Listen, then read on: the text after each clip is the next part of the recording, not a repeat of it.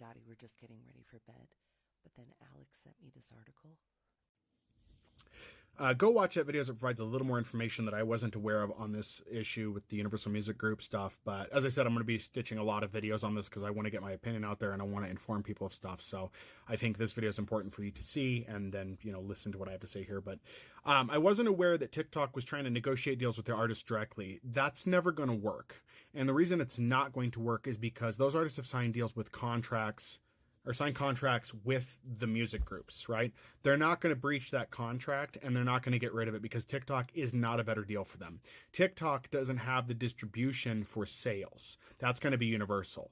And I don't think a lot of artists are going to look very good if they outsource their work to China to have it distributed to that front. That's not going to do very well. So as much as I appreciate TikTok wants to bust into this business, TikTok needs to be okay with the fact that they're only going to get a portion of that business. Now, that being said, TikTok does deserve a piece of the pie. They are by far the best discovery platform for music. How do we know this? That ABCDEFU song that came out was TikTok pushed. The label leveraged TikTok to get that song out as though it was an amateur song, a new song put out by an unknown artist and stuff, when that was not the case. They marketed it through TikTok. TikTok deserves to be paid like a marketer because they are marketing content for these labels. Now, I don't know whether or not labels are paying to put their music out here, but if they're not paying TikTok for promotional purposes and they're promoting content, they're circumventing promoted content via TikTok.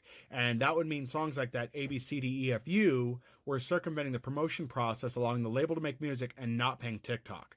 So that's another thing. If Universal Music Group wants to run music through this platform, they should have to pay for it like they do on every platform.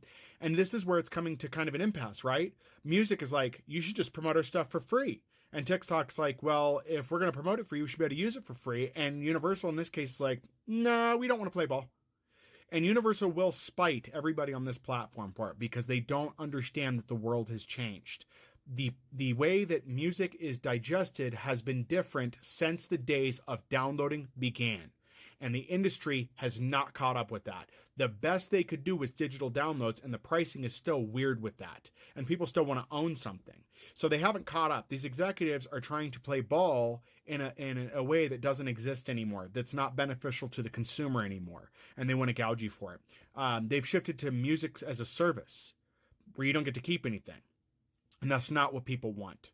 So things need to change. But again, I'm going to do videos on these as I see more information come up and as I want to have an opinion on it and as I see different points that people aren't cumulatively talking about. But this is going to hurt the end user. This is something that is going to destroy a lot of content creators' careers. It's going to destroy a lot of people's interaction with this app. I don't think it's going to kill TikTok, but it is going to have an impact. As far as, what this is going to do for Universal, they're not necessarily going to hurt. I don't think this is going to have as big an impact on them as it is on TikTok. But something needs to be done because it will dry out the platform.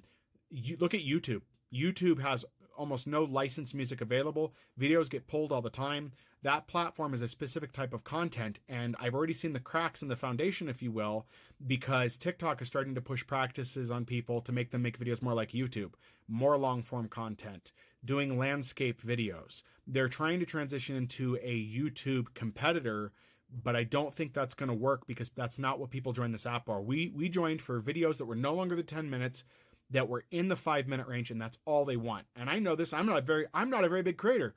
I have a little over 350 followers, last I checked anyway, and a lot of the feedback I've gotten from people that comment is they want my videos shorter. So I'm striving to make no more than 5 minutes at this point to see what kind of impact that's going to have.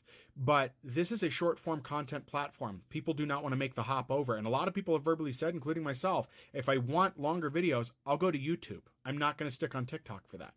What are your thoughts on this, guys? What do you think is going to happen through 2024? And would you stick around TikTok if it continued to be transitioning into a YouTube type platform?